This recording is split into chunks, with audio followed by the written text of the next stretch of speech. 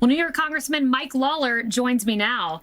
You know, Congressman Lawler, there are a few reasons I wanted to speak to you tonight, but the first of which was to ask you about Kamala Harris, this 24-hour period that it took her to come out and condemn this. I can tell you this. If I would have stood behind the podium, or former President Trump would have stood up after 24 hours and just condemned all hate and then put out a paper statement, it wouldn't have flown. What do you make of her response? I thought it was embarrassing, Kayleigh. You know, the fact is that Kamala Harris wants to be president of the United States.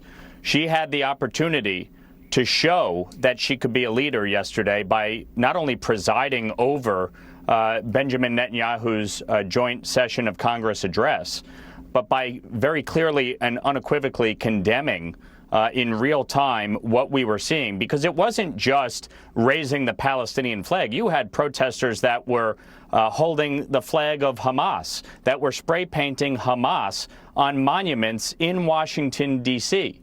And it's frankly unconscionable that there is a growing segment within the Democratic Party that has taken on the task of supporting a terrorist organization, of repeating and regurgitating their propaganda and their hatred. And really what it comes down to, Kayleigh, is this. It's not just anti-Semitism or Jew hatred. It is a hatred of America. It is a hatred of Israel. It is a hatred of Judeo-Christian values, the very values that are at the foundation of our country and our Constitution. It is a hatred of capitalism. And that's really what this election is about. So when we see the anti-Semitic protests on college campuses that broke out just a few months ago, and we see yesterday's protests, that's what this election really comes down to.